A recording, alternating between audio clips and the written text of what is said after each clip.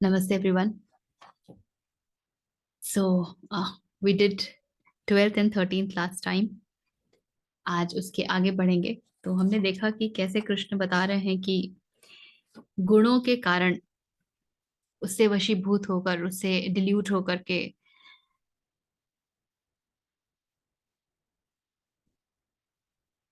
जगत को संसार को ये नहीं पता होता है कि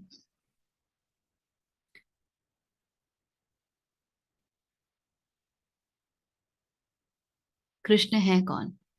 और हमने ये भी देखा कि कृष्ण कैसे हमें बता रहे हैं कि प्रकृति उनमें है, वो प्रकृति में नहीं है। And we did discuss this quite at length which was very beautiful, क्योंकि ज्यादातर कई बार ये हुआ है और मैंने देखा है कि जब गुणों का अ, उसकी बात खुलती है और समझ आती है तो कई सारे लोग बिल्कुल अपने भोजन में परिवर्तन, अपने दिनचर्या में परिवर्तन, और उसमें ऐसे लग जाते हैं और कृष्ण को भूल जाते हैं और दिनचर्या में ही लग जाते हैं। So setting of the life becomes the motive and Krishna is again gone. So for them it is important to know कि कृष्ण आएंगे तो बाकी चीजें स्वतः ही आ जाएंगी। और इसके आगे अब आज हम लोग देखेंगे और in certain way we will get to understand सत्व को भी छोड़ देने की कुंजी क्या है। क्योंकि आगे तो हम सभी जानते हैं भगवत गीता में कृष्ण गुणातीत होने की बात करते हैं। तो अभी तक तो हम वहां पहुंचे भी नहीं है जहाँ पे तीनों गुणों का काफी विस्तार से कृष्ण ने हमें बताया है। चलिए 14वें को शुरू करते हैं।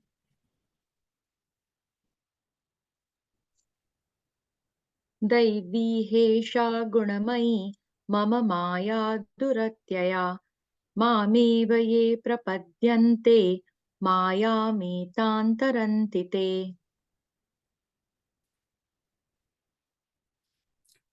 देवी ही एषा गुणमयी मम माया दुरत्यया। Divine, certainly this, constituted of gunas, my illusion. अब हर जगह हमने कहा है ना कि कृष्ण ने कहा है कि ये मेरी माया भी मेरी ही है।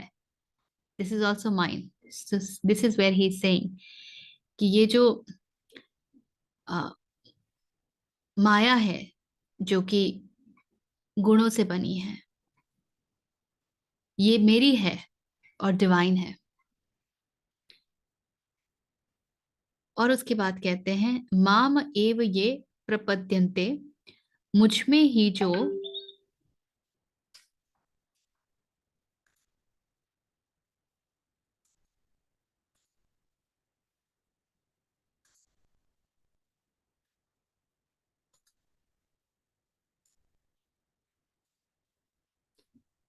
मुझ में ही जो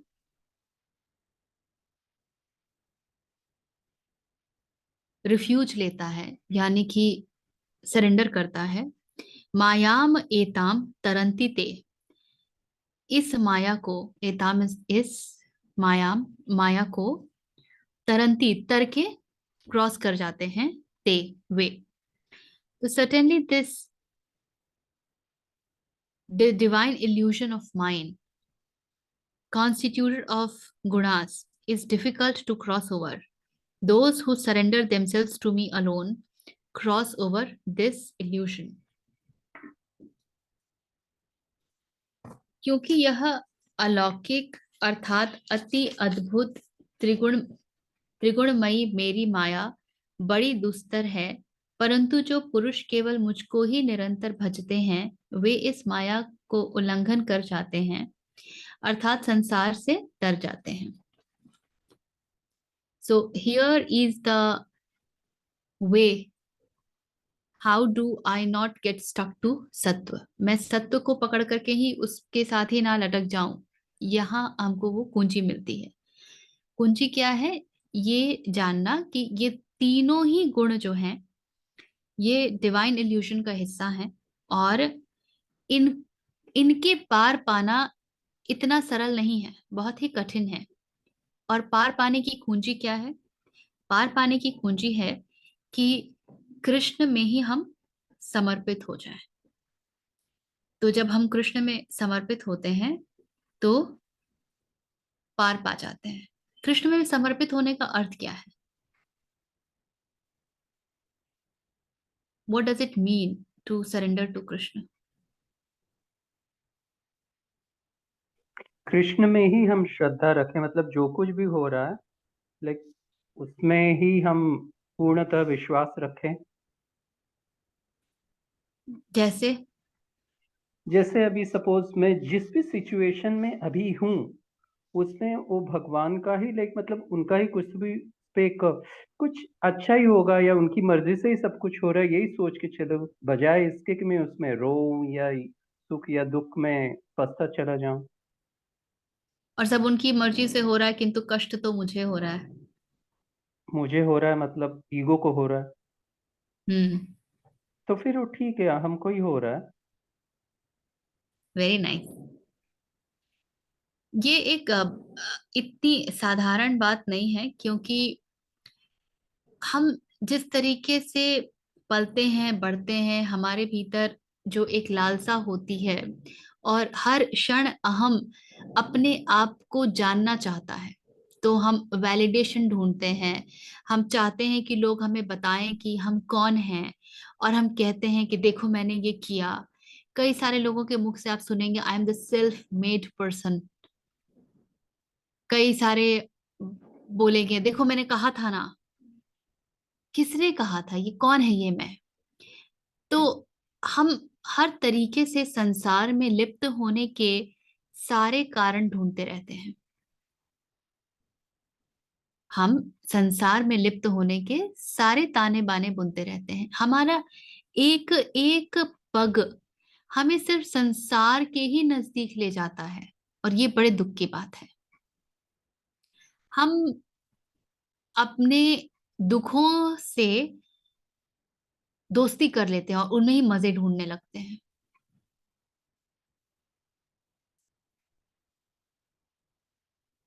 मेरे साथ ये हो गया, मुझे झटका लग गया, मुझे ये हो गया, मुझे वो हो गया। I was rejected, I was cheated, I was not treated well. This I is so big, always wanting to take the centre stage. तो कृष्ण कहाँ है? समर्पण कहाँ है? ये हम बोल ही नहीं पाते कि हाँ ठीक है ना, जीवन का एक हिस्सा था डिजेक्शन। पता नहीं क्या डिजेक्शन का ड्रामा है, क्यों डिजेक्शन को बोलना भी है। मैंने किया, मैंने क्या किया? उधर से कृपा हुई तो मैं कर पाया। हम लोग सत्र में बैठे थे तो एक बार बात हो रही थी, और आचार्य जी ने कहा कि ये जो लोगों को लगता है ना कि उन्होंने इंजीनियरिंग पास किया, आईआईटी पास किया, वो भूल जाते हैं कि उसके पीछे कितनों का हाथ है। कई ऐसे होंगे जो उनसे ज्यादा डिजर्विंग थे, किंतु सामर्थ्य ना होने के कारण इस दिशा में बढ़ ही नहीं पाए। फिनेंशियल कंडीशंस थे, वैसी पढ़ाई नहीं मिली, वैसा ट्यूशन नहीं मिला, उस दिशा में बढ़ ही नहीं पाए। कई ऐसे होंगे जिनके यहाँ कुछ ना कुछ ऐसा हो गया होगा कि वो शायद परीक्षा में बैठ ही ना पाए हों, फॉर्म भरा था बैठ नहीं पाए, ज्यादा डिजर्विंग थे। और कई ऐसे भी हो सकते हैं जो आपसे हर तुलना में श्रेष्ठ हैं, कुछ मती मारी गई, they could not clear. So when you think that you cleared, there are so many other things that ensure that you clear. आपके जीवन में कोई आपातकालीन चीज नहीं आ गई, क्यों ये डिवाइन इंटरवेंशन नहीं है? हम ये क्यों बैठ लेते हैं पकड़ करके? हम क्यों इसको we take it as an authority और अधिकार जैसे हो कि नहीं नहीं, हमारे जीवन में तो कुछ उल्टा पुल्टा हो ही नहीं सकता ना। मुझे आईआईटी की परीक्षा देनी है और मेरी गाड़ी का दुर्घटना नहीं हुआ, why is that not a divine grace? रोज से सड़कों पर कितनों की दुर्घटनाएं हो रही हैं, और बिना कारण, बिना गलती होती है। आप खड़े हैं, कोई आके ठोक के चला जाता है। क्यों वो डिवाइन ग्रेस नहीं है? क्यों ये डिवाइन ग्रेस नहीं है कि आप टाइम पर पहुंच पाए, सब कुछ आपको व्यवस्थित रूप से मिला? क्यों ये है डिवाइन तो ग्रेस? डिवाइन ग्रेस ही है। एग्जैक्टली डिवाइन लेकिन ग्रेस हम ही है। इसको थोड़ी मानते हैं। हम तो कहते हैं कि हमने परीक्षा की तैयारी की, हमने कितनी मेहनत की और हमने प्राप्त किया। कहाँ होता है हमारे भीतर वो समर्पण की उसकी इच्छा नहीं होती तो ये भी नहीं होता। और उसकी इच्छा क्या है, वो ये थोड़ी आएगा कि कृष्ण को कोई शौक नहीं है बीच में टांग अड़ाने का, हमारे कर्म ही है। लेकिन हाँ, हमारे कर्मों में ये शामिल जरूर है कि हम कृष्ण की तरफ हैं या हम उल्टी तरफ हैं। ये हमारे कर्म जरूर हैं। तो इसलिए सरेंडर, समर्पण हमारे लिए बहुत ही कठिन कौड़ी है, वेरी डिफिकल्ट। विराट के हाथों में स्वयं को छोड़ो तो पार लगना संभव है, पर अभी पहले विराट का कुछ भान तो हो, और उसके लिए ज्ञान का होना आवश्यक है। आगे हम देखेंगे भी कि कृष्ण कहते हैं कि जो ज्ञानी भक्त हैं वो उनको सबसे प्रिय है, ज्ञानी भी और भक्त भी। और ये हमने शुरू से देखा है कि बिना ज्ञान की पृष्ठभूमि के कुछ भी यदि हो रहा हो तो उसमें गड़बड़ है। और शायद इसीलिए आरंभ ही कृष्ण ने ज्ञान योग से किया।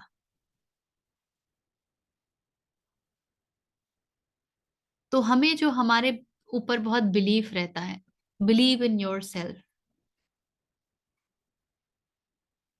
ये कोई कह सिखा दे कि believe in your self because you believe in Krishna, and so what ever is happening is the right thing for you. जो हो रहा है आपकी उस दशा में, उस स्थिति में, और जो आपको सीखना है, that is the right thing. अभी आप उसके लिए ही तैयार हैं, उसके आगे के लिए आप तैयार ही नहीं हैं। आपको मिलेगा, आप में सब कर देंगे। तो आपको वही मिल रहा है जो आप डिजर्व करते हैं। ये हम नहीं सिखा पाते हैं। और फिर कई लोग उल्टा पुल्टा अर्थ भी करते हैं। अरे हमने तो कृष्ण पे सब छोड़ दिया, तो हम क्यों करें, कृष्ण करेंगे। कुतर्की लोगों की भी कोई कमी तो है नहीं।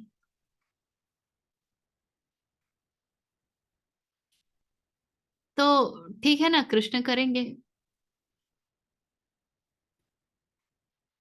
तो कर्मयोग का तो कुछ पता ही नहीं है।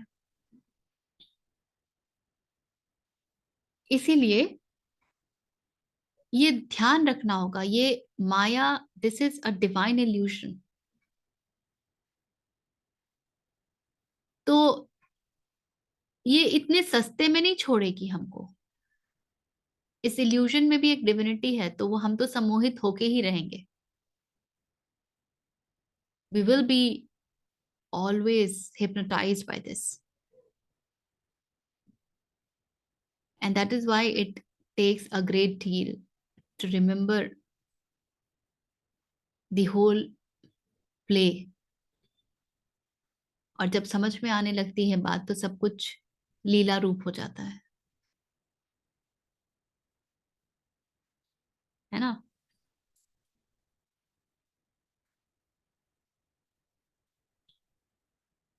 It is difficult to overcome, किसके लिए?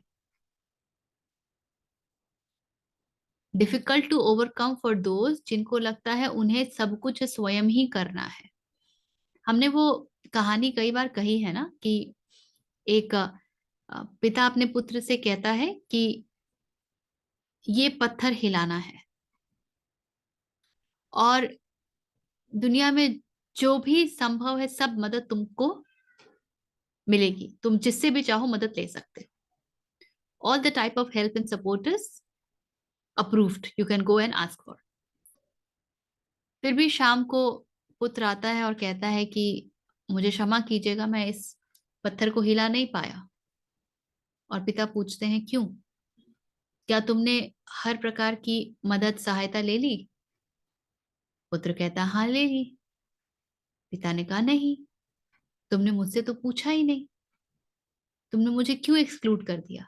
जब मैंने कहा हर प्रकार की सहायता उपलब्ध है, तो मेरी सहायता भी तो उपलब्ध है ना, किंतु तुमने मांगा ही नहीं। तो उसी प्रकार हम सब उसी बच्चे की भांति है जिसे लगता है कि अरे हमें हमारी कोशिशों से ही तो पार करना है, बियॉन्ड जाना है। और कृष्ण कहते हैं कि मैं तो हूं, किंतु तुम सुनते ही नहीं हो।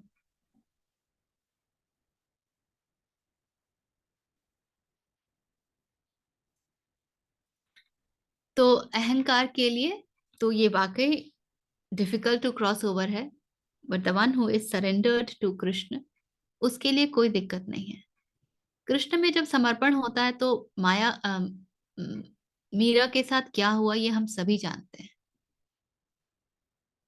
जब समर्पण होता है तो विष भी कार्य नहीं करता है। और कृष्ण ने आके कोई उसमें चमत्कार नहीं दिखाया था, ये मीरा की भक्ति थी जिसके कारण ये चमत्कार हुआ। when you are in those kind of, I don't know if I should call it emotion, तो इसको ऐसे देख लीजिए कि इमोशन के भी दो तल होते हैं। एक जो हमारे रोजमर्रा का तल है जो हम अनुभव करते हैं, जिसके साथ इमोशनल ब्लैकमेल और इमोशनल फूल जैसे शब्द जुड़े हुए हैं, एक वो होता है इमोशन। और एक दूसरा भाव है, for the lack of the word I am using the word emotion, और ये भाव है ग्रैटिट्यूड का। दैट ऑल्सो यू फील जब आप उस तरह के भावों में, समर्पण में, ग्रैटिट्यूड में निरंतर रहते हैं ना, आपके बॉडी में सेलुलर लेवल पे चेंजेस होते हैं। This is very very scientific, scientifically experimented and proved. आपके शरीर में सेलुलर लेवल के चेंजेस होते हैं, and those changes doesn't allow your cells to absorb the wish। आपके सेल विश को एब्जॉर्ब ही नहीं करते हैं, मना कर देते हैं, and that's why you are not impacted. ये कितने एक्सपेरिमेंट्स हुए हैं ना कि बिल्कुल ठंडी बर्फ पे लिटा दिया गया है और व्यक्ति को पसीना चलने लगा है। क्यों? क्योंकि उसने अपने आप को ट्यून किया ये मानने के लिए कि वो बर्फ पर नहीं बैठा हुआ है, वो हीट पर बैठा हुआ है, वो अग्नि पर बैठा हुआ है। And these are the experiments done.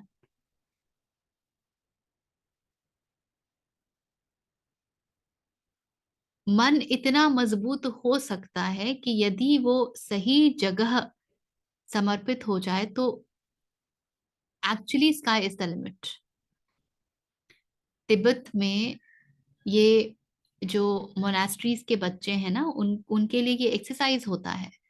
उनको बर्फीली रात में जो साधना कराई जाती है वो ये है कि तुम्हारी साधना से तुम्हारे भीतर इतनी अग्नि प्रज्वलित होनी चाहिए कि उनके हाथ में कपड़ा दिया जाता है, उसको निचोड़ करके तुम पसीना निकालो। सो immaterial that they are sitting in that icy cold wave zone, from within they are not so. And that happens when you can detach yourself from the body and you can see I am not the body, and you can train your mind to believe that this is there is a much deeper heat in my body, and then that starts to function। वो साधना का हिस्सा होता है। तो ये सब जो हम जिसको चमत्कार मानते हैं, कई सारे लोगों को मैंने देखा है कि कुछ देखा और वो उड़ गया, दे ब्लो थिंग्स अवे इन दी, इसमें कुछ चमत्कार नहीं है। All is the practice of concentration. Just like आप लेंस होता है और उससे जब सूर्य की किरणें पास करती हैं तो वो फोकस के कारण इतना हीट आता है कि उसके नीचे रखा रखा पेपर जल जाता है. Otherwise, the sun rays is everywhere, no? But the paper doesn't burn.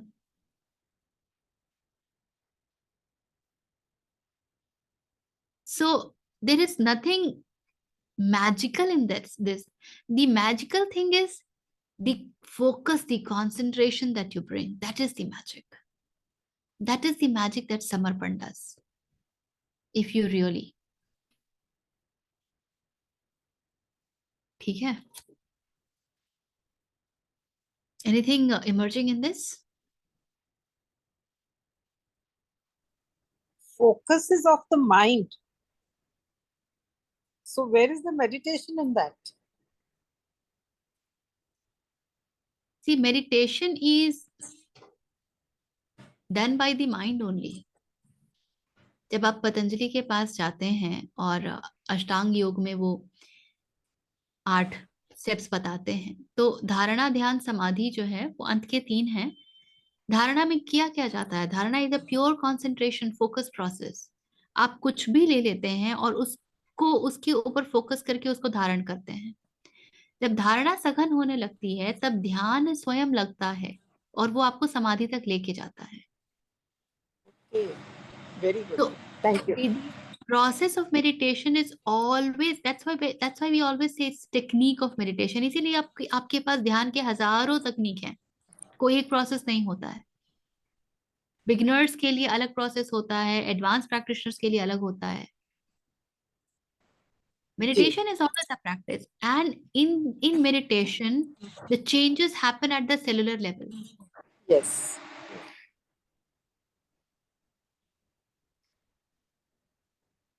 Yes, thank you. Very clear.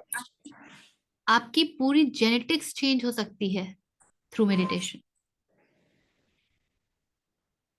Your entire behavior, your entire personality, everything can change through meditation. ठीक है? Yes, thank you. Thank you. आगे बढ़े हम लोग. जी मेरा एक सवाल है अभी. जस्ट मेरे को, आप अभी मेडिटेशन की बात कर रही थी, तो मैंने काफी बार सुना, मतलब मेडिटेशन का मतलब सिर्फ यही नहीं बनता कि आप आंखें बंद करके सिर्फ बैठिए. इसके अलावा भी अगर आप जो भी काम कर रहे हैं, अगर उस वक्त आप पूरे ध्यान से अगर वो काम कर रहे हैं तो भी वो मेडिटेशन कहलाता है. तो कोई भी काम अगर कर रहे हैं तभी भी आप जो बोल रही थी, उस काम करते वक्त भी या वो काम करने से भी हमारे सेल्यूलर लेवल पे चेंजेस होते हैं? ये इस बात पर निर्भर करता है कि आपका फोकस कितना गहरा है. जब आप कोई काम करते हैं ना शील जी, तो आप हैं और काम है. जब आप एक ही कार हो जाते हैं तो सिर्फ काम बचता है. जैसे हम नृत्य के लिए, संगीत के लिए इसको बहुत प्रयोग करते हैं. जब नृत्यांगना नृत्य कर रही होती है, the dancer is dancing, all that remains is dance. The dancer disappears, the doer disappears. वहां पे ये चेंज होगा, बट देन उसकी इंटेंसिटी क्या है? And after the dance, does the dancer comes back in that doer mode कि मैंने कितना अच्छा डांस किया, and that has the potential to destroy everything. तो आप वो काम कर रहे हैं और उसके बाद क्या आप उसको कृष्ण कृपा बोल के छोड़ सकते हैं, या आपको लगता है आपने कितना अच्छा काम किया, या आप ये बोल सकते हैं कि कितना आनंद आया कृष्ण, आपको बहुत धन्यवाद, आपने तो मुझे बिल्कुल अलौकिक दर्शन करा दिए. So when you are on the Krishna side, then that remains with you, and it will not remain with you in the very beginning. जब वो आप अभ्यास करते जाते हैं, करते जाते हैं, करते जाते हैं, करते जाते हैं, वो इंटेंसिफाई होता जाता है. It demands a very high level of concentration. इसीलिए मेडिटेशन जो है ना, जो ध्यान है, लोग जीवन पर्यंत कैरी करते हैं. Life times. कृष्ण कह रहे थे ना अर्जुन को पिछले अध्याय में, जब अर्जुन पूछते हैं कि अगर मैं ध्यान करते करते मृत्यु को प्राप्त हो गया तो, then he says, तो चिंता करने की कोई बात ही नहीं है। तुम जब जन्म लोगे तो you will have all those knowledge. This is what Vidya is. I came upon a very interesting definition of vidya stumbling through one of the YouTube videos. This person said, विद्या वो है जो आपके साथ आपके शरीर छूटने पर भी रहे, और अविद्या वो है जो शरीर छूटने के बाद चली जाएगी। मैंने लॉ की पढ़ाई की, मैंने लिटरेचर की पढ़ाई की, मैंने साइंस की पढ़ाई की, शरीर छूटा, ये पढ़ाई भी गई। When you take birth, you may not remember all of that. Your causal body will not have impressions of that. But विद्या वो है जो आपके साथ आगे आती है। तो मेडिटेशन इतना सरलतम प्रोसेस नहीं होता है, स्पेशली फॉर बिगिनर्स। इसीलिए बहुत सारे लोग जो है वो तुरंत ऊब जाते हैं, छोड़ देते, कुछ तो हो ही नहीं रहा है। तो कुछ तो देखने की इच्छा है ना, लालसा है। अभी you want to do it and you want to see the result. तो ध्यान तो रिजल्ट में है, मेडिटेशन में कहाँ है? But if you can just sit for it an hour or two or so every day without any expectation and let it intensify and let it intensify, you will see the magic. आप पहुंचेंगे जो पतंजलि विभूति पाद में कहते हैं, जो कि बहुत चमत्कारिक है, और फिर वो सब भी छोड़ देंगे। वो आपके पास आती हैं क्योंकि वो आपके लिए एक टेस्ट है कि कितना अटैचमेंट बचा है और किस तरफ दृष्टि है। दृष्टि संसार से पार जाने की है, आत्मन को जानने की है, स्रोत में विलीन होने की है, या फिर कामना ये सिद्धियां पाने की है। तो एक और आपको बहुत ही गहरा टेस्ट मिलता है, और उसमें बहुत से लोग अटक जाते हैं क्योंकि इट इज सो मैजिकल। अरे आपने सामने वाले से बात की और आपको पता चल गया। अभी एक बियर बाइसेप में एक interview I just started to watch of this fellow. उसके साथ there were lot of episodes on Aghori in English had been made, so this fellow is an American and उनका हिंदी एपिसोड बनाया था। तो he was talking about his guru and how he met him. He said for the first time he went to meet him and he had certain problems. He wrote those problems on the paper. He did not show the problems, but the fellow started to tell him the solution of those problems. That was the time he felt he has something. And that's where their association started. तो विद्याएं आती हैं तो वो बहुत मजेदार लगती है कि अरे मुझे तो सब पता चल जाता है। एंड देन दुनिया आपको इतना आ करके तब बताएगी और पूछेगी ना, दैट एकदम it's like wow, so many people are asking me, मैं तो कितना इंपॉर्टेंट हूँ और मुझे कितना कुछ आता है, बड़ा मजा आता है। बट उस टाइम पे ये रिमाइंड करना खुद को कि बेटा it's a big trap, it's a test.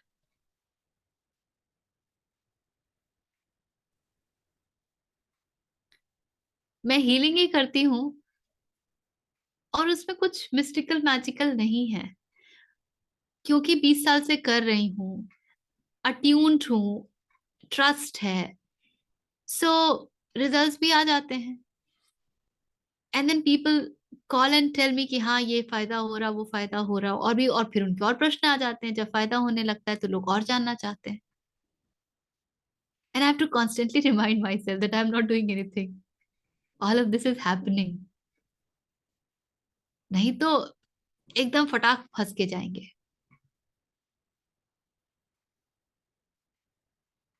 तो उसको थोड़ा समय लगता है, और बिना किसी अपेक्षा के यदि आप रोज बैठ सकें, फिर कुछ बात बनने लगती है।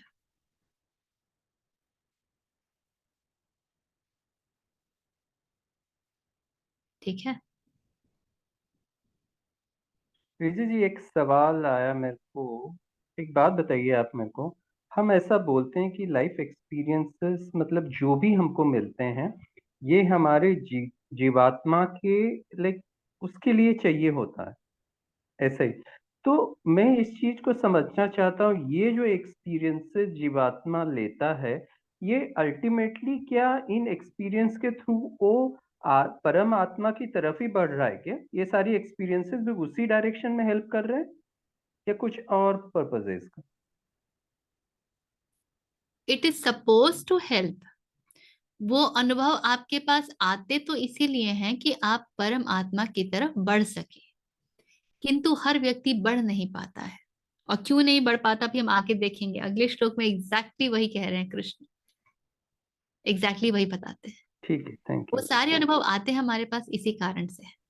ओके। पर हम उन अनुभवों का करते क्या है। इसीलिए हम कहते हैं ना कि अस्तित्व ने, कृष्ण ने हमको इतना स्वतंत्र छोड़ा है कि हम परतंत्र जीवन जीने के लिए भी स्वतंत्र हैं। We are free to live as slaves.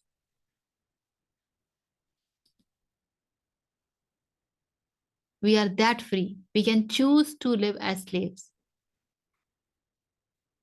And nobody will come and question us. अस्तित्व बोलेगी ठीक, जो तुम चाहते हो वही होगा।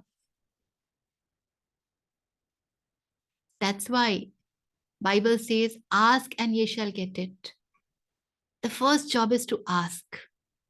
मांगा नहीं है, ask and ye shall get क्या? वो जो उसको फिर से हमने सोशल इसमें सामाजिक रूप से तोड़फोड़ दिया है। ask का कारण ye shall get it ये नहीं है। ask that and ye shall get it. उसको तो पहले मांगना पड़ता है तो मिलता है।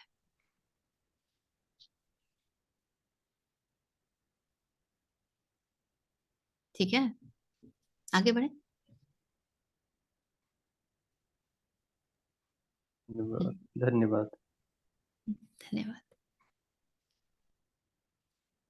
न मां दुष्कृतिनो मूढ़ा प्रपद्यन्ते निराधमाः मायया प्रहृतज्ञाना आसुरं भावमिश्रिताः।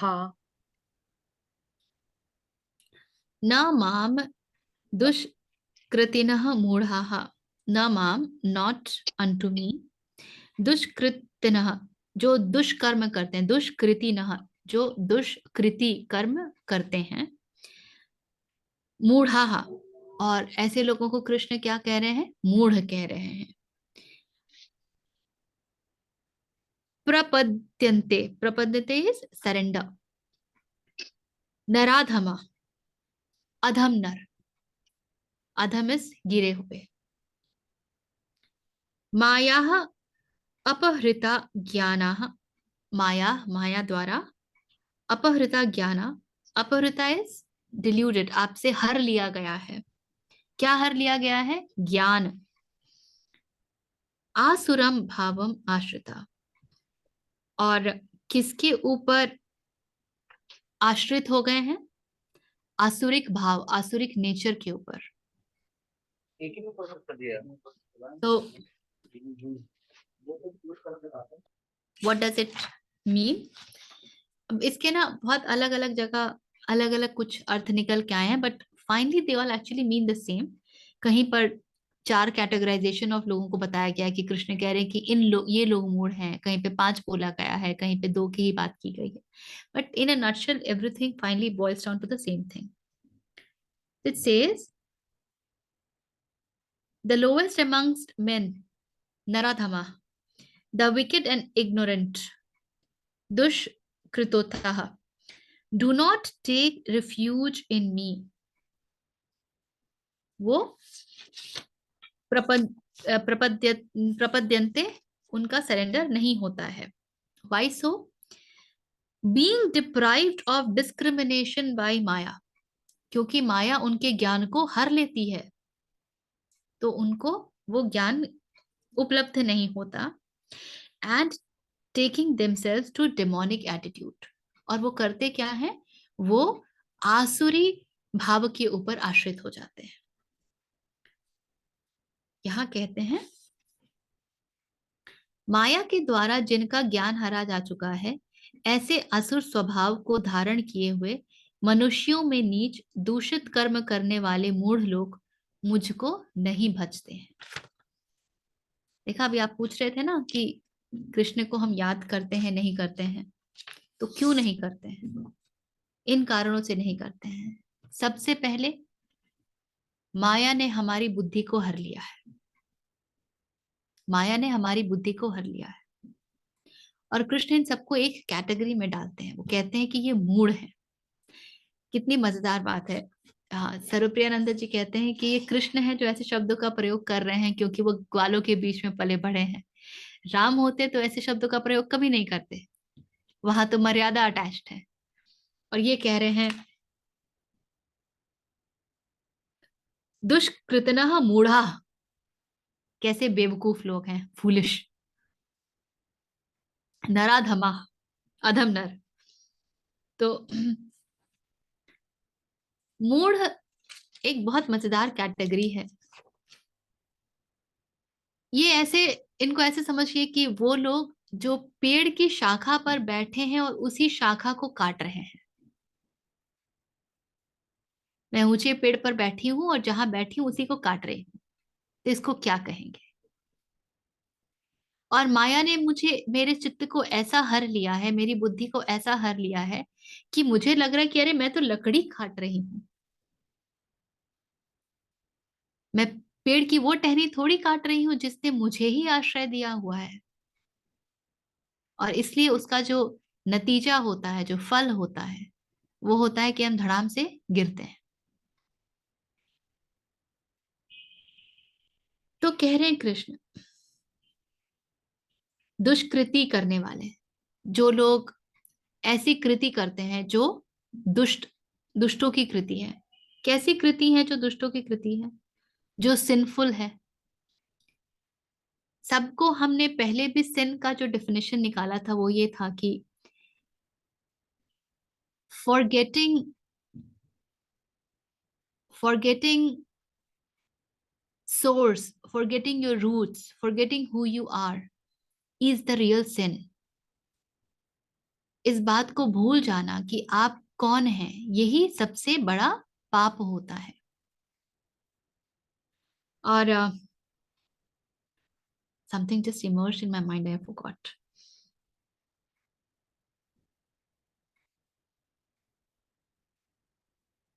तो हम किस किस तरीके से सिंफुल होते हैं? Yes, I was talking to somebody, and the discussion went to a state wherein this lady told me कि ऋचा जी, आप एक स्तर पे जाएंगे ना तो राइट और रॉन्ग जैसा कुछ बचता नहीं है। There is nothing like right and wrong. All that is every action has a consequence. आप जो कुछ भी करते हैं ना, उसका एक फल, एक consequence आता है। And then I went ahead to say, तो मैं राइट और रॉन्ग को ऐसे डिफाइन करूंगी, हर वो कार्य जो आप कर रहे हैं जो आपको ईश्वर से दूर लेके जाता है, वो सब रॉन्ग की कैटेगरी में है। और हर वो कार्य जो आप कर रहे हैं जो आपको उनके और नजदीक लेके जाता है, निकट लेके जाता है, वो सब राइट की कैटेगरी में है। So this is the simplest of right and wrong का परिभाषा। नो मोरालिटी, झूठ बोला, सच बोला, माता पिता की सेवा की, नहीं की, किसी को छुरा भोंका, किसी का गला काटा, चोरी की, नो डेफिनेशन, सिंपलेस्ट डेफिनेशन, वो जो मुझे ईश्वर से दूर लेके जाता है, हर वो चीज जो, और ईश्वर से दूर मुझे क्या लेके जाएगा? हर वो बात जो मेरे मन को दूषित करेगी, जो मेरे मन पर चढ़कर बोलेगी, जो मुझे प्रेम से विहीन करेगी, मेरे भीतर गिल्ट, ईर्ष्या, द्वेष, जो षड्रिपु होते हैं ना, वो सबको और बढ़ाएगी। वो सब पाप की कैटेगरी के हैं। और पुण्य क्या है? हर वो बात जो मुझे प्रेममयी, आनंदमयी बनाती है, क्योंकि वही मेरा असली स्वभाव है। तो ऐसे लोग, कृष्ण कह रहे हैं ये कुछ कैटेगरी के लोग हैं जिनको वो मूढ़ कह रहे हैं, बेवकूफ कह रहे हैं, फूल कह रहे हैं, वो लोग मुझे नहीं भजते। उनमें कौन कौन है? दुष्कृति, ऐसे कार्य करने वाले लोग हैं। उसके पश्चात, Abhishek ji, I will come to you. उसके पश्चात देर इज असुर, जो असुर भाव में आश्रय लेते हैं, कहते हैं Krishna. I was reading few things and I came across a very interesting definition of asur. कहते हैं असुषु इंद्रियेषु रमन्ते ते असुराः। असुषु इंद्रियेषु रमन्ते ते असुराः। जो जॉय ऑफ सेंसेस में प्लेजर लेते हैं, सुख भोगते हैं, those who delight in the joy of senses are asura। और इसका एक और अर्थ जो आप देख सकते हैं, जो शब्द से निकलता है, असुर, जो सुर के विपरीत है। और सुर क्या है? Sur is the rhythm of existence. So when you are not aligned to existence, then you are asur. In fact इस डेफिनेशन से देखा जाए तो कलयुग में तो हम सब असुर ही हैं। Everybody is dying to get pleasure of senses. हम मॉल जाते हैं, मूवीज जाते हैं, वेकेशन जाते हैं, ट्रिप्स पे जाते हैं, पार्टीज करते हैं, गॉसिप करते हैं, शॉपिंग करते हैं, all for the same. Nothing that we do which is for anything else.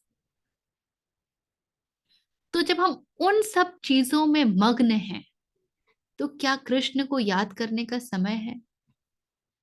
And I have seen this transformation, I will say, in my own life. मैं बहुत शॉपिंग करती थी, हर दिन बाजार जाती थी। It's been a few years, I forget going to the market. पहले मेरे पास लंबी लिस्ट होती थी। अभी कुछ आवश्यकता की भी चीज आती है ना, तो मेरे दिमाग में बस ये आता है कि मैं इसको कितने दिन के लिए पोस्टपोन कर सकती हूँ। Is it my absolute necessity that I can't do without it? So when you do not enjoy these sensory things, you automatically will start moving to the other direction.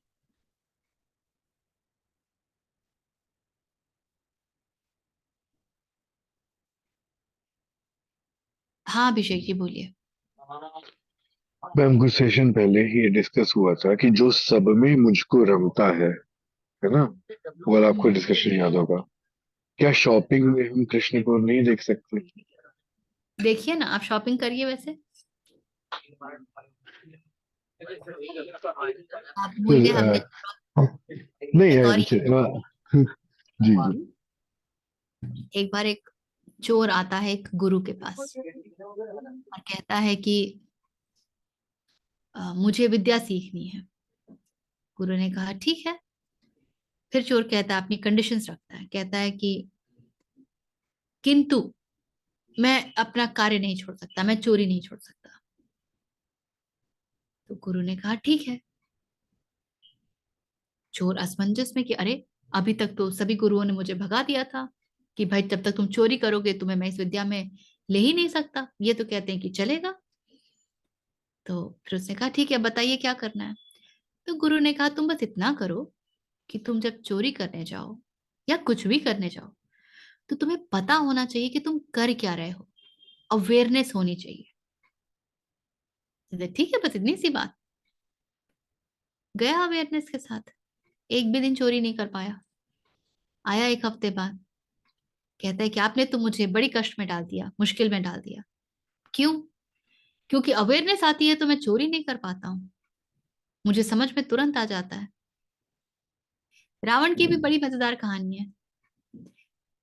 Rukmini ने कहा रावण से कि आप सीता को चाह रहे हैं और सीता राम को चाहती है, तो आप तो वेश धरने में बिल्कुल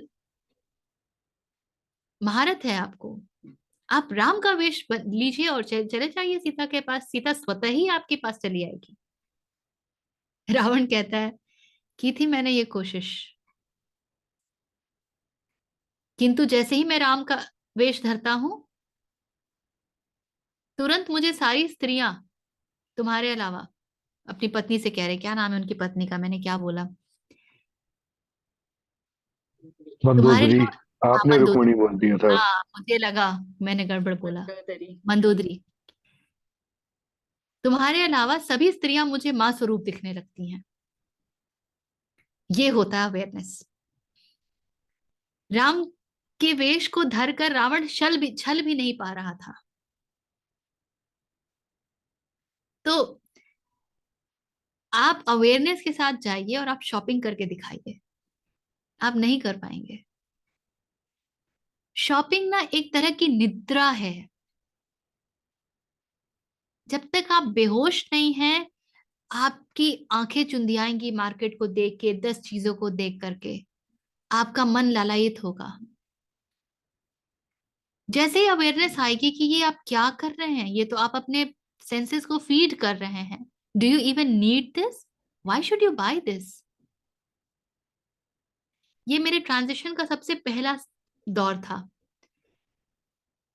मैं दुकान तक लिस्ट के साथ जाती थी और दुकान से खाली हाथ वापस चली आती थी। I could not buy. Shop के बाहर खड़े होके मुझे लगता था ये मुझे जरूरी भी है, why have I come here, and I would question my self, और उसी समय वो क्वेश्चंस उपजने लगते थे। तो ये कहना बहुत आसान है, आप करके देख लीजिए, नहीं कर पाएंगे। तो मैम हाँ, जब मोरालिटी मतलब एक्चुअली मेरा ओरिजिनल सवाल शॉर्ट था, मैं वहां से वहां जा रहा था। जब मोरालिटी की बात की, जब हमने कहा कि मोरालिटी खत्म हो जाती है, राइट, ठीक है, मैं इस पे 100% एग्री करता हूँ कि एक जगह जाके मोरालिटी खत्म हो जाती है। फिर क्वेश्चन ये आता है कि जो भी चीजें हमें उससे दूर करें, ठीक है, कोई बंदा जब कर रहा है, कोई बंदा आरती कर रहा है, राइट, उसे अपनी इंद्रियों के थ्रू ही वहां सेंसेस में प्लेजर मिल रहा है। देखिए, end of the day it's about pleasure, चाहे वो आंखों के थ्रू मूर्ति को देखने को हो, कोई अच्छी पेंटिंग देखने को हो, प्रकृति को देखने को हो, अग्नि सूर्य, या फिर उसको पूजा करने में जो हाथ से कर्मकांड कर रहा है, ऑब्वियसली एंटी टू कर्मकांड, बट कोई कुछ शुरुआत तो वहीं से हो रही है। इसी के साथ श्रवण में, कानों में राम का नाम पड़ रहा है, ये एक इंद्रिय है। मुंह से राम का नाम, कृष्ण का नाम निकल रहा है, एक इंद्रियां ही है। हाँ, मन के थ्रू हर वक्त एक सांसों में बहने लगे, सा अजपा जप होने लगे उन्हीं के नाम का, तो शुरुआत तो वैसे भी इंद्रियों से ही होनी है ना, और फिर बाद में वो चला जाएगा अनुभव में। इंद्रिय आपके इंस्ट्रूमेंट बन सकते हैं, इंद्रिय का सुख कारण नहीं बन सकता। इंद्रियों को सुख ही नहीं मिलता है क्योंकि हमारी इंद्रियां इस प्रकार से ट्यून्ड है ना, इसीलिए हम कहते हैं कि हमारी इंद्रियां अपवित्र हो गई हैं। जब इंद्रियों को राम में सुख मिलने लगेगा ना, तो आप जानिएगा कि आपकी इंद्रियां भी पवित्र हो गई हैं,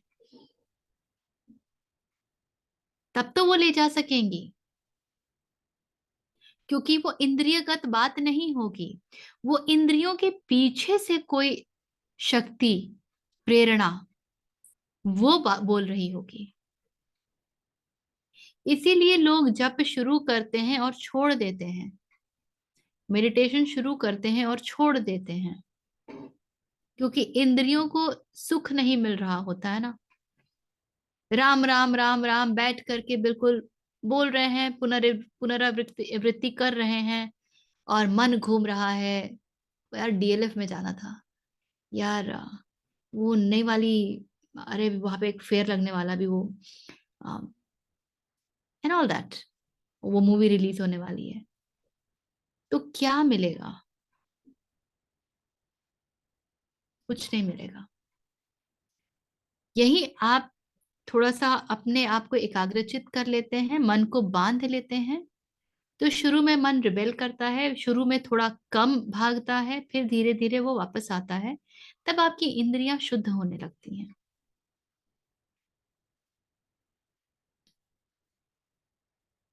जब इंद्रियां शुद्ध होती है ना, तो उनके द्वारा जो भी काम होता है वो बहुत शुद्ध होता है।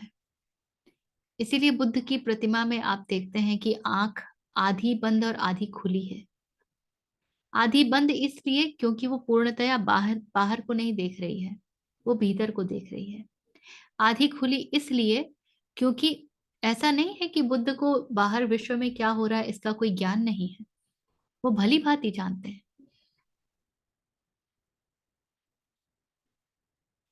तो इंद्रियों का सुख एक बात है, और इंद्रियों का प्रयोग असल में, इंद्रियां हमें मिली हैं सिर्फ इसलिए कि हम उनके प्रयोग से बाह्य जगत को जान सकें। कुछ यदि हमको चुभता है तो हमको इंद्रियां बता सकें कि देखो ये चुभ रहा है, ये तुम्हारे लिए उचित नहीं है। कुछ आपने खाया जो कि बहुत कड़वा है, तीखा है, तो इंद्रियां आपको बता सकें कि ये आपको आपके लिए उचित नहीं है।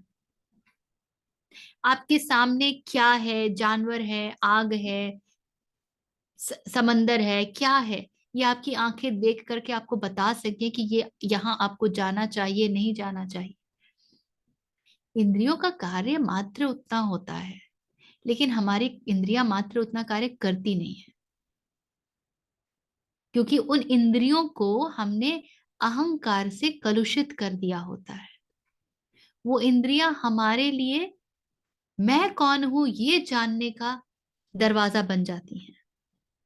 तो जब वो मैं कौन हूं बताएंगी, तब तो फिर भाई तुम वो हो जो तुम ये देख सकते हो, ये अनुभव कर सकते हो, ये खा सकते हो, बस। तो कृष्ण बता रहे हैं कि ये मूढ़ लोग हैं जो कभी मेरा नाम नहीं जपते। मेरा नाम नहीं जपते से क्या अर्थ है? ये क्या आवश्यक है कि मैं दिन भर कृष्ण कृष्ण कृष्ण कृष्ण करती रहूं? नहीं, आवश्यक ये है कि मेरा हर कार्य अस्तित्व के साथ अलाइनमेंट में हो, हार्मोनी में हो। क्यों? क्योंकि कृष्ण की ही अस्तित्व है, उसके अगेंस्ट में ना हो, उसके प्लेजर में ना हो। तो आप कृष्ण को याद कर सकेंगे। आपको पता ही कैसे चलेगा कि वो अलाइनमेंट में है? आपको पता ही कैसे चलेगा कि आप जो कुछ भी कर रहे हैं यही उचित कर्म है?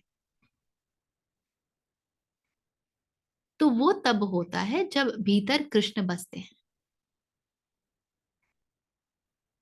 तो ऐसे लोग कृष्ण का नाम कभी नहीं लेते, और इनकी बुद्धि माया द्वारा हरी जा चुकी है। इसके पहले उन्होंने बताया है ना, डिवाइन इल्यूशन, माया भी जो है वो डिवाइन है। हाँ, आगे चले।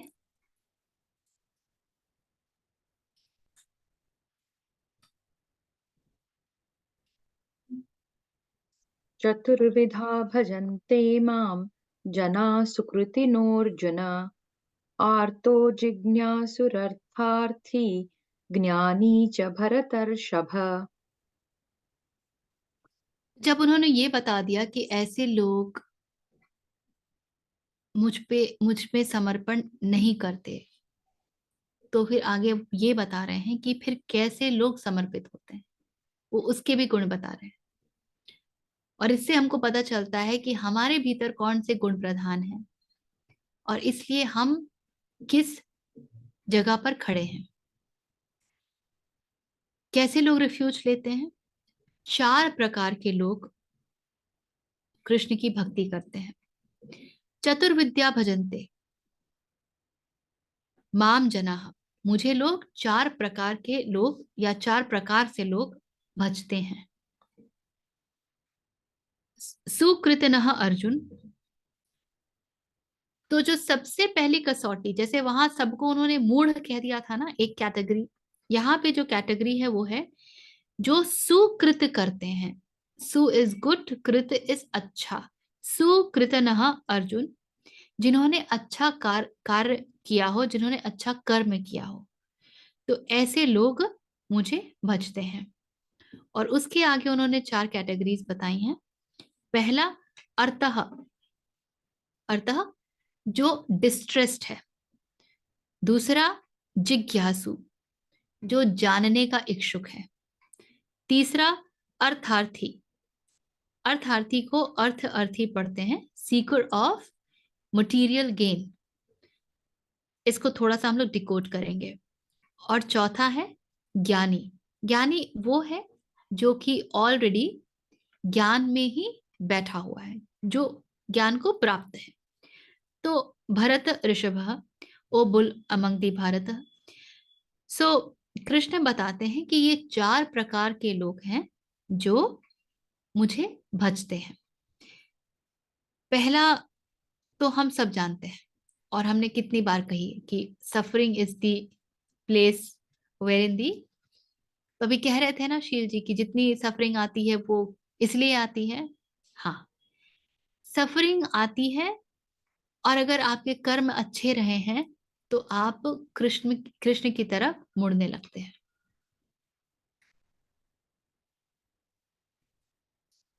एक कसौटी ही है कि आप मुड़ ही तभी पाएंगे जब आपके कर्म अच्छे रहे। इसलिए यदि आप कृष्ण की तरफ ही मुड़े रहना चाहते हैं, कृष्ण माने स्रोत, कृष्ण माने ब्रह्म, कृष्ण माने वननेस, कृष्ण माने परमात्मा, यदि आप उस तरफ मुड़े ही रहना चाहते हैं तो कृपया अपने कर्मों का संज्ञान लें। ध्यान दें कि आप किस प्रकार के कर्म में रत हैं। तो डिस्ट्रेस्ड अर्थः जो सफर कर रहे हैं, जो कष्ट भोग रहे हैं, वो कृष्ण को भजते हैं, क्योंकि वो समझ जाते हैं कि ये कष्ट सब जो है वो क्यों है। माया कष्टों का ही कारण होती है। कृष्ण के बिना जीवन कष्ट रूप ही होता है। इसलिए wound is the place where light enters you from, Rumi. तो the one who is distressed। जो दूसरे कह रहे हैं कृष्ण, जिज्ञासु, those who want to know more, seeker of knowledge, जिनके भीतर ये प्यास जग गई है कि मैं हूं तो हूं कौन भाई, मैं क्यों यहाँ हूं, मैं क्यों ये कर रही हूं जो कर रही हूं, मैंने यहीं पर जन्म क्यों लिया, मैंने कहीं और जन्म क्यों नहीं लिया, मेरे ऐसे कर्म ही क्यों हैं, क्यों जब मैं कुछ करती हूँ तो मुझे उसका फल मिल जाता और कभी कुछ करती हूँ तो मुझे उसका फल नहीं मिलता है, क्यों मेरे मन में ये विचार आते हैं, ये जगत क्या है, ये सब हम जो देखते हैं इसमें यथार्थ क्या है, ये सब जो परिवर्तित हो रहा है क्या ये सत्य है, और अगर सत्य है तो फिर सत्य को तो परिवर्तित नहीं होना चाहिए, जैसे ही वो परिवर्तित हुआ वो तो मिथ्या हो गया। तो जिज्ञासु, जिसके भीतर जानने की इच्छा उठे, ये सारे प्रश्न उठे। तीसरी कैटेगरी है अर्थी। अर्थ शब्द के 2-3 तल पर अर्थ होते हैं। जो सबसे निचले तल पर अर्थ होता है वो होता है सामाजिक अर्थ, इसीलिए हम पैसे रुपए को भी अर्थ कहते हैं। और हमारे जो 4 स्तंभ बताए गए हैं जीवन के, धर्म अर्थ काम मोक्ष, तो वो अर्थ जो है मटीरियल गेन है। ये सबसे निचला तल होता है। जो ऊपर का तल है वो ये है कि मैं अपने जीवन के अर्थ को ढूंढती हूं, तो मुझे उस अर्थ से अर्थ है, आई वॉन्ट टू नो। सो इस तल पर अर्थार्थी और जिज्ञासु बिल्कुल एक से ही है। मैं अपने होने के अर्थ को जानना चाहती हूँ, क्या अर्थ है इस जीवन का, अर्थ मतलब मीनिंग। तो अर्थार्थी। और चौथे वो जो ज्ञानी है, जो कि जानते ही हैं, जिन्होंने प्राप्त कर लिया है। तो ये 4 लोग जो हैं ऐसे हैं जो मुझे भजते हैं। तो हमारे लिए महत्वपूर्ण है ये जानना कि हम किस कैटेगरी में हैं, और पीछे वाले में हैं वो मूढ़, या यहाँ है सुकृतनः। हाँ कोमल जी। ये अर्थ जानने वाले और जिज्ञासु, वो तो सेम ही चीज हो गई ना, हाँ, उस साल पे सेम ही हो गई। है ना? इसको मैंने बहुत प्रकार से समझने की चेष्टा की। हम्म, जो सीकर ऑफ मटेरियल गेन है वो कृष्ण को कैसे ढूंढेगा, ये मैं जानने का प्रयास कर रही थी, मुझे नहीं समझ आया। हम्म, क्योंकि जो मटेरियल गेन ढूंढ रहा है वो तो संसार में ही फंसता जाएगा। तो अर्थ उस को अर्थ से नहीं ले सकते। हाँ, उस अर्थ से लेना मुझे उचित नहीं लगा। हम्म, या तो पता नहीं, कहीं कहीं ये भी इंटरप्रिटेशन आता है कि हर चीज में कृष्ण है, so that way material gains. हाँ, मुझे वो वो जो बात उन्होंने बोला शॉपिंग में भी कृष्ण देख लो।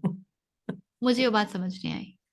हम्म, नीचे जो टिप्पणी दी है ना गीता हम्म। प्रेस में, हम्म। so, अर्थार्थी इज जो ट्रांजैक्शनल भक्ति करते हैं। मैं ये यज्ञ करूंगा, ये उपवास या ये अनुष्ठान करूंगा, तो मुझे जॉब में सक्सेस मिलेगी, मेरा एग्जाम का रिजल्ट अच्छा आएगा। I think it is that. किंतु वो कृष्ण में कहाँ रिफ्यूज लेते हैं, वो क्या वो समर्पित होते हैं? वो केवल ये कह रहे हैं कि भक्तों में इतनी कैटेगरीज होती है, और अर्थ पुरुषार्थ के लिए भक्ति करना ये भी तो शास्त्रोचित है ना। ऐसा नहीं है कि हर कोई मोक्ष के लिए ही काम कर रहा है। So he is just categorising people who pray भगवान फॉर वेरियस रीजंस। एक है जो ओके। सांसारिक, उसमें जो टिप्पणियां दी है वो कुछ इस प्रकार ही इसी तरफ इंगित हो रही हैं कि हम्म। सांसारिक पदार्थों के लिए भजने वाला एक भक्त है। संकट निवारण के लिए भाई मैं ये पूजा करूंगा, ये मंदिर जाऊंगा, यहाँ 108 नारियल चढ़ाऊंगा तो मेरी ये बीमारी चली जाएगी, that is another one.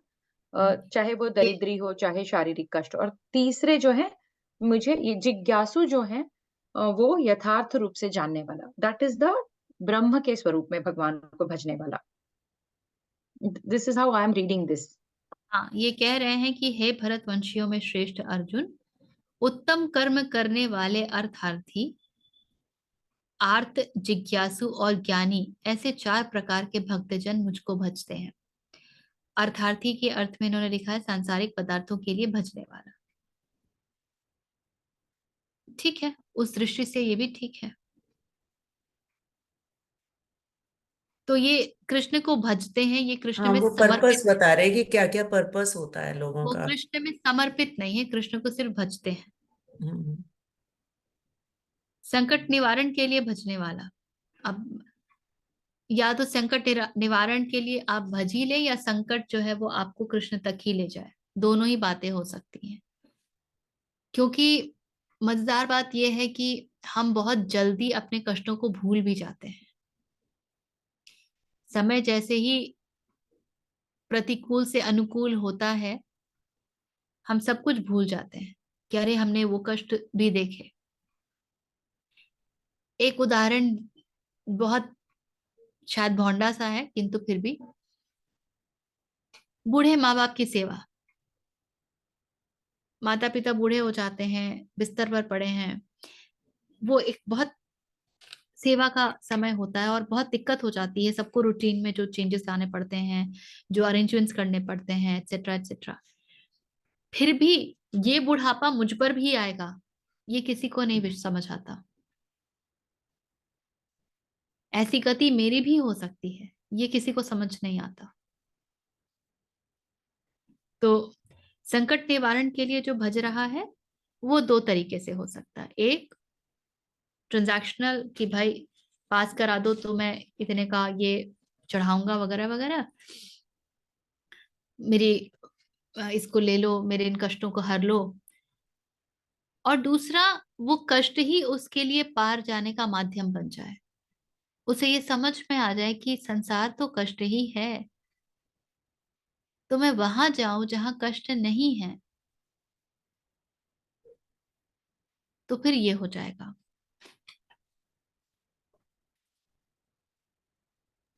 Short term and long term? इसको ना मैं अगर इस प्रकार से देखूं कि किस सीक्वेंस में कृष्ण ने बताया है, तो पहले अर्थ की बात करते हैं, उसके बाद वो कहते हैं जिज्ञासु, उसके बाद अर्थार्थी कहते हैं और फिर ज्ञानी कहते हैं। तो अगर ये कारण सिर्फ उचित होता तो होना चाहिए था जो इसमें गीता प्रेस में सीक्वेंस दिया है, अर्थार्थी, आर्थ, जिज्ञासु और ज्ञानी। ज्ञानी जो कृष्ण में ही बैठे हुए हैं, स्थित हैं, और जिज्ञासु जो कृष्ण में स्थित होना चाहते हैं, और फिर आर्त है जो सफर कर रहे हैं, और अर्थार्थी हैं जो ट्रांजैक्शनल है। किंतु कृष्ण ने उस सीक्वेंस में नहीं कहा है, तो that can also be A clue. कुछ और यदि किसी को समझता है तो बताइएगा। तो ऋचा जी, मेरे पास चिन्मयानंद जी का भगवत गीता है, एंड उसमें भी यही सीक्वेंस है। The only difference is that Swami Chinmayanand ji is considering wealth not in just terms of for the seeker's well-being, but wealth for well-being Internal of their well-being. kingdom, and he has also considered body as a form of wealth. And then in the next verse, so in the 17th verse, this particular doubt will get cleared off, who is the favorite or maybe the superior one. So the order is the same. यही order है जो आप बता रही है। ठीक है, कोमल जी आप कुछ कह रहे थे? नहीं, वो कुछ और माइंड में आया था, वो इससे रिलेटेड नहीं है, थोड़ा सा अलग है, तो छोड़ देते हैं उसको। ठीक है,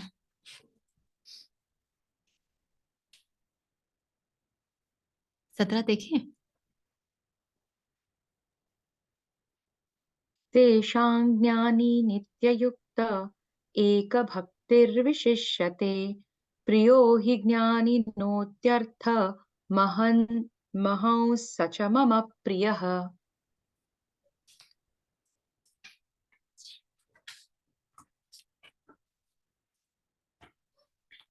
तेषाम ज्ञानी नित्य युक्त, तेषाम उनमें से किनमें से? उन ज्ञानियों में। नित्य युक्त, नित्य is all the time, every moment. युक्त, युक्त की परिभाषा हमें शुरू में गीता में कितने मिली थी? सो युक्त is the one who is in Krishna. एक भक्ति ही विशिष्यते, एक भक्ति means just one, it's like exclusively only भक्ति, सिर्फ यही, ओनली दिस। एक भक्ति विशिष्यते, विशिष्यते इज द हाईएस्ट। प्रियः ही ज्ञानिन, ऐसा ज्ञान, ज्ञानियों में ऐसा ज्ञानी प्रिय, इज वेरी डियर, सर्टेनली बहुत प्रिय है। अत्यर्थम अहम,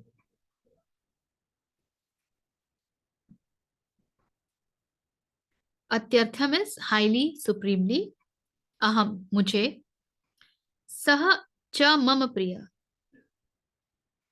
और वो मुझे प्रिय है। So what he is saying is, of all of them, the wise man, ever steadfast, nitya yukta, and with that one devotion onto me, excels or reaches the highest. For supremely dear I am to the wise, क्योंकि मैं उसे बहुत प्रिय हूं, and so is he to me, and he is dear to me.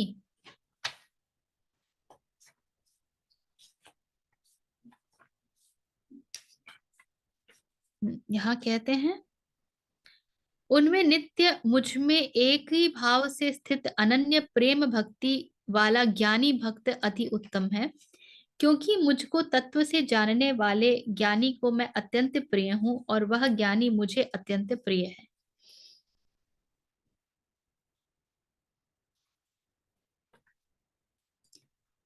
इन सारे ज्ञानियों में जो ऊपर कृष्ण ने हमको बताए, जो लोग भजते हैं, उनमें से कृष्ण को कौन प्रिय है?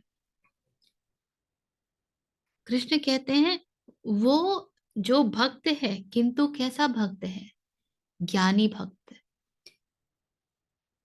हमने ये कई बार चर्चा किया है कि ज्ञान और भक्ति एक साथ चलते हैं।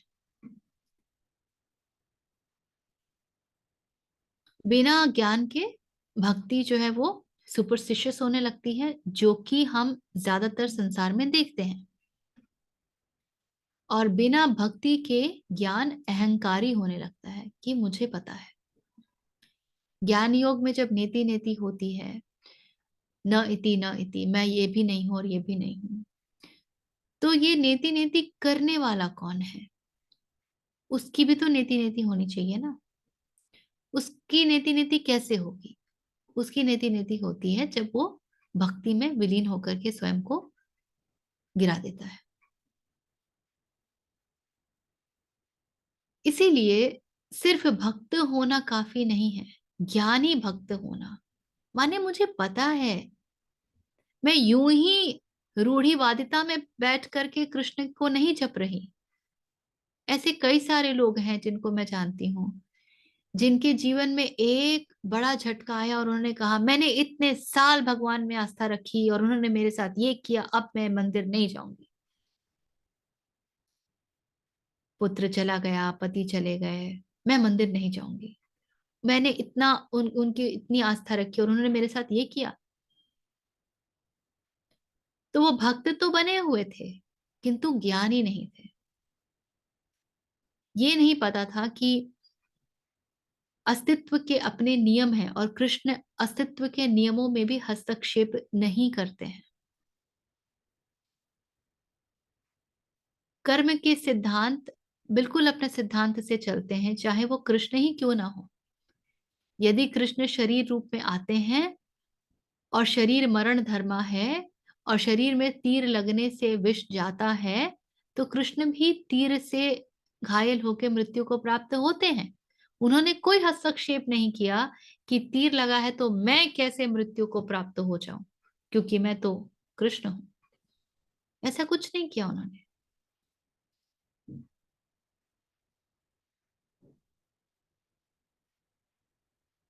इसीलिए ज्ञान के बिना भक्ति बहुत अधूरी रहेगी हमेशा। ज्ञान किस बात का?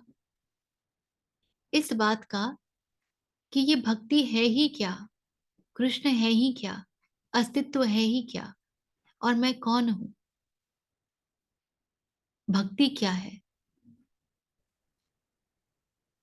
इस बात का ज्ञान कि मेरी भक्ति जो मेरे कार्मिक पैटर्न्स है, जो मेरे कर्म के अंश हैं, उनको प्रारब्ध है, उनको हर नहीं लेगी। वो बदल नहीं जाएंगे क्योंकि मैं भक्ति करती हूं।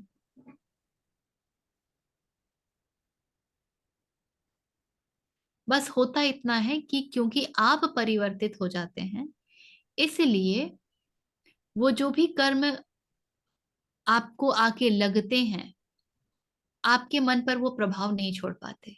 आप दुखी नहीं होते, आप कष्ट में नहीं जाते। आप कहते हैं कि ठीक है, ये तो होना ही था।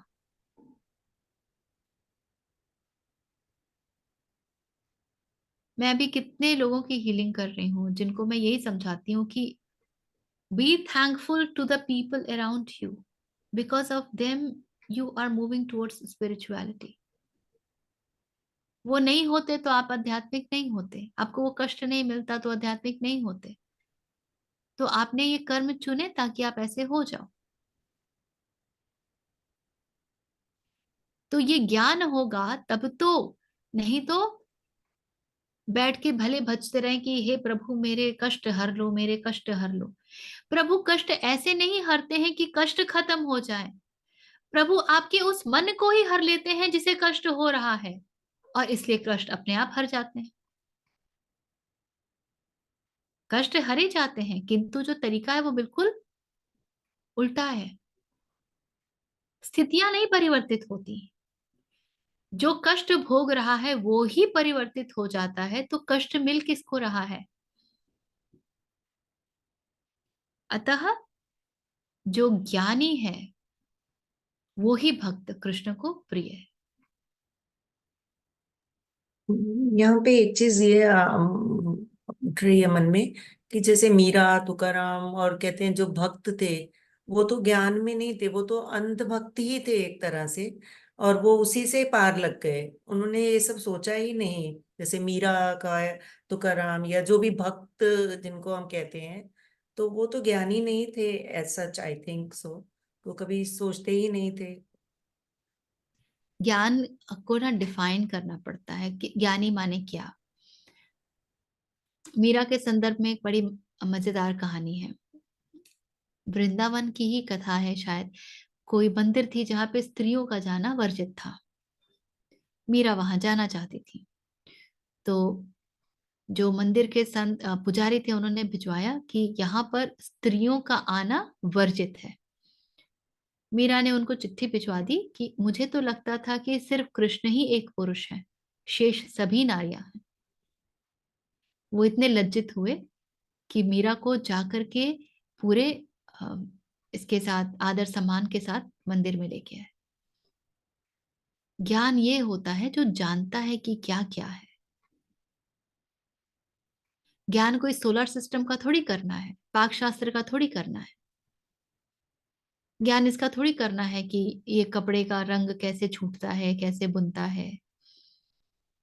इनर नॉलेज मतलब आंतरिक ज्ञान है वो, और वो ज्ञान उसको था कि यही सब कुछ है। Total surrender, that is also बिना ज्ञान। बिना ज्ञान के ना आप सरेंडर कर ही नहीं पाओगे। आपके भीतर ना कोई बात कचोटती ही रहेगी कि तुम सरेंडर क्यों कर रही हो, हाँ, क्योंकि वो किसको कर रही उस अगर जहर मिलेगा तो फिर वो उसको कोसेगी ना कि अरे मैंने इतनी हो। हाँ, भक्ति की, मुझे फिर जहर क्यों दिया। भी मुझे उसको जहर भी पी पीना पड़ा। लिया तो टोटल सरेंडर, मतलब पूरा ज्ञान की पराकाष्ठ हो गई वो।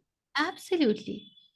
नहीं तो जहर आते ही तुरंत, मैंने तो आज तक कृष्ण को देखा नहीं है, कृष्ण आएंगे बचाने मुझे पता नहीं, देखो इतनी भक्ति की और मुझे जहर परोसवा दिया। वो ज्ञान भी उस हद तक की, ज्ञान भी वो भक्ति में ही परिवर्तित हो गया एक तरह से। वो ही होता है। उसको अंधभक्ति इसलिए कह सकते हैं क्योंकि आपने कृष्ण को कभी देखा नहीं है। शुरुआत तो जानने की भी मानने से ही की ना। आपने ये तो माना कि स्टोरीज ही थी ना मीरा की भी, कि वो उसके पास मूर्ति थी और वो मूर्ति के को इतना करने लगी। इसका मतलब उसने मूर्ति ही देखी थी, उसने कृष्ण तो नहीं देखा था एज सच रियल एक में। और कहानी इन दिनों मैंने सुनी। एक बार एक गाय चराने वाला था, बड़ी सारी गाय चराता था। ज्यादातर चराने तो देखता था कि एक महात्मा जी हैं जो बिल्कुल ध्यान में बैठे हुए हैं पेड़ के नीचे। जब जाता था तो वैसे ही ध्यान मग्न पाता था। बहुत आकर्षित हुआ, गया महात्मा जी के पास। महात्मा जी मैं तो मूढ़ हूं, मुझे तो कुछ नहीं पता, मुझे तो कुछ समझ नहीं आता, मुझे भी ज्ञान दीजिए। आप तो इतने ज्ञानी हैं, आप ध्यान करते हैं, आपको तो बहुत कुछ पता होगा। महात्मा को पहले थोड़ा तरस आया, उसको ऐसे समझा बुझा के भेज दिया, लेकिन ये हर दिन पहुंच जाए। तो एक दिन महात्मा को गुस्सा आया। उसने कहा कि अच्छा, इन सभी गायों में तेरी सबसे प्रिय गाय कौन सी है? बताया, ये मेरी प्रिय गाय, वो ही भगवान है, जा उसकी सेवा कर। ठीक है। वो तो महात्मा की बात को बिल्कुल सत्य मान करके जब आया, इतनी सेवा करने लगा उस गाय की। वहीं पर सोने की अपनी बिस्तर बिछा लिया, बिल्कुल ध्यान रखता कि इसे कुछ हो ना जाए, कैसी है, इसको भोजन ठीक से मिल रहा है नहीं मिल रहा है, नहाना धोना सब कुछ, पूरी सेवा। उसमें बिल्कुल लीन हो गया, अपने आप को भूल गया। फिर एक रात आवाज आई, उठ। चौंका, कौन बोल रहा है, कोई तो है नहीं आसपास। तो गाय के भीतर से आवाज आती है, मैं ही बोल रही हूँ। जाता है, ये क्या अचंभा है। और फिर वो कहता है कि तूने मेरी इतनी भक्ति से सेवा की है कि जा तुझे ज्ञान प्राप्त हो, ऐसा मेरा आशीर्वाद है। उसको आशीर्वाद मिल जाता है। फिर ये महात्मा के पास भागे भागे जाता है और कहता है, आपकी बड़ी कृपा जो आपने मुझे दिखा दिया कि किस तरफ राम है। महात्मा कहते हैं, मैंने कहाँ दिखाया? नहीं नहीं, आप ही ने तो बताया था कि उस गाय में है। और महात्मा आश्चर्यचकित कि ये इतना अलौकिक क्यों दिख रहा है, इसे तो लगता है ज्ञान प्राप्त हो गया। तो महात्मा ही दुखी हो जाता है और रोने लगता है कि मैंने तो तुम्हारा मजाक उड़ाया था, किंतु तुमने पूरी श्रद्धा के साथ, समर्पण के साथ उस गाय की इतनी सेवा की, तुमने मान ही लिया कि उसमें ही राम है, तो तुम्हें उसमें छुपे राम के दर्शन हो गए। तो शुरुआत तो यहां से होती जरूर है कि हम मान लेते हैं, लेकिन हमारा मानना जो है ना, वो बहुत हमारे भीतर ना एक चुल होता है। हम कुछ मानते हैं ना, तो हम उसको टेस्ट करने लगते हैं। हम समर्पित होके नहीं मानते। हम कहते हैं मैं मानती हूँ कि ईश्वर है, और हम वेट करते हैं, अच्छा कभी तो वो समय आएगी जब मैं जो मानती हूँ कि ईश्वर है वो प्रकट होंगे और मुझे बचाएंगे या मुझे कुछ बताएंगे वगैरह वगैरह। हमारे मानने में भी एक कुटिलता छुपी होती है। We are not very honest people. There is dishonesty in that we want to test the presence of God. तो इसलिए हमको कुछ मिलता नहीं है। लेकिन ये तो तथ्य है ना कि कण कण में ईश्वर है। हमको उस इंटेंसिटी से पुकारना होगा। तो ये यदि ज्ञान पूर्ण है तो वो आस्था भी बिल्कुल पक्की होगी। तो आप उतनी इंटेंसिटी के साथ पुकार भी पाएंगे। लेकिन हमारा ज्ञान जो होता है ना, ये वाला सब, ये सब बिल्कुल सरफेस पे होता है। हाँ हाँ, कण कण में प्रभु है, लेकिन वो तुम्हारे भोजन का प्रबंध थोड़ी करेंगे, भागो नौकरी पे जाओ। उसके बाद कुछ अच्छा हुआ तो मैंने किया, मेरा परफॉर्मेंस, मेरा अप्रेजल। कुछ बुरा हुआ तो हे प्रभु मैंने तुम्हारी इतनी पूजा की और देखो मेरे साथ क्या हो गया।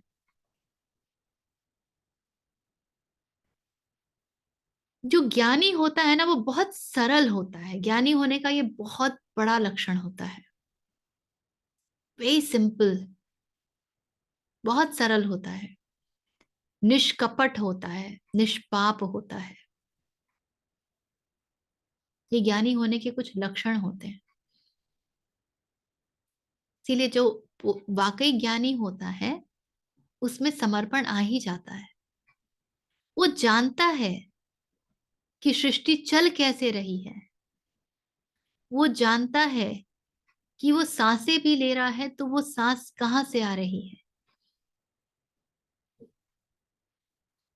वो जानता है कि हर काम वो करेगा भले किसी भी तरह से लॉजिकली करेक्ट, किंतु फिर भी वो फलित हो ये आवश्यक नहीं है। वो जानता है कि कई सारे सिद्धांत एक साथ चल रहे हैं।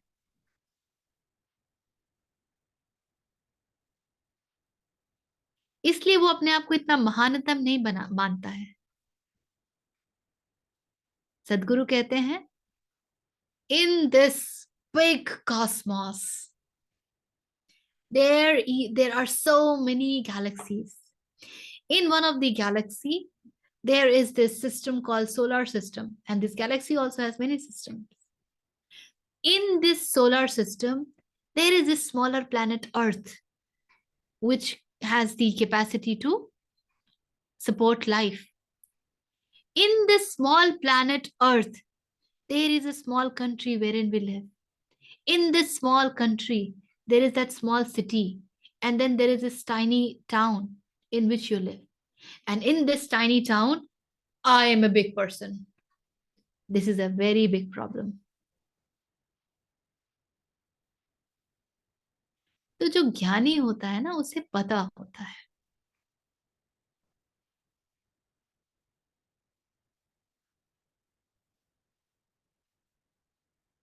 ठीक है, यहीं पर विराम देते हैं आज। और कोई प्रश्न वगैरह हो तो।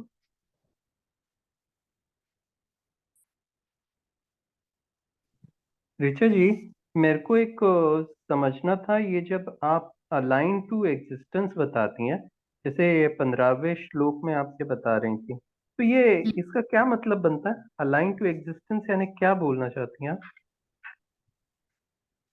जैसे मैं Align, एक हाँ। एग्जांपल मैं समझना चाहता हूँ। जैसे आप कोई चैंटिंग कर रहा है, ठीक है, और उस वक्त जैसे आप बता रही हैं कि ओके चैंटिंग कर तो रहा है लेकिन उसका माइंड फिर भी कहीं और ही भाग रहा है, तो इस केस में ये अलाइन टू एग्जिस्टेंस कैसे मतलब क्या रिलेट करता है?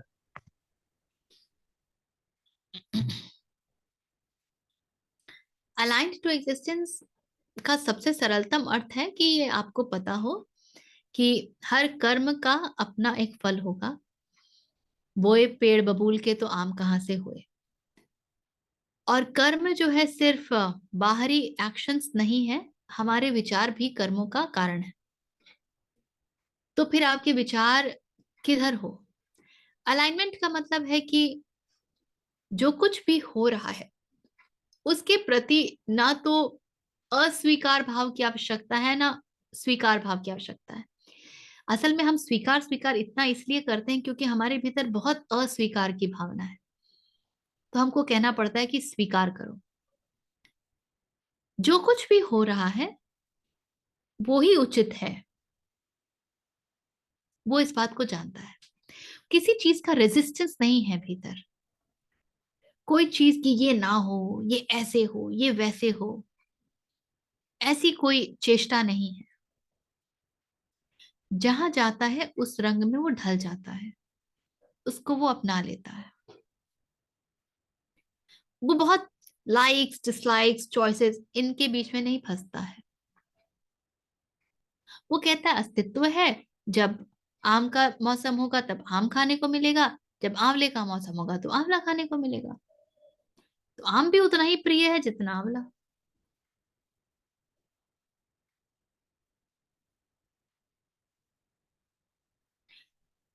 जो अलाइंड होगा उसे पता है कि ये शरीर क्या है, उसे ये पता है कि गुण अपना कार्य कर रहे हैं,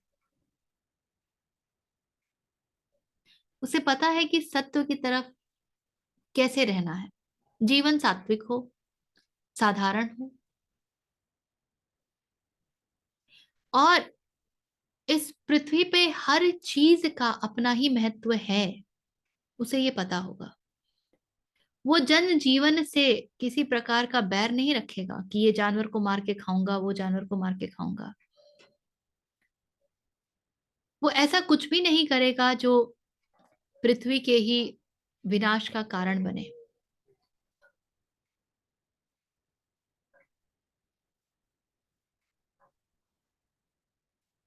जब ये कुछ बातें होती हैं तो हम कहते हैं you are aligned to the process of existence.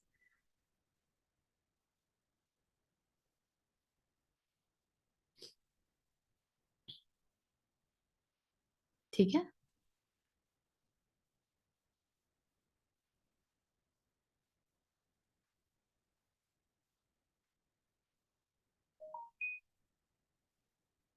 चलिए फिर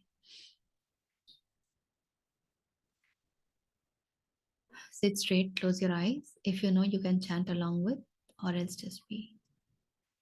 ॐ पूर्णमदः पूर्णमिदं पूर्णात् पूर्णमुदच्यते पूर्णस्य पूर्णमादाय पूर्णमेवावशिष्यते। ॐ शान्तिः शान्तिः शान्तिः।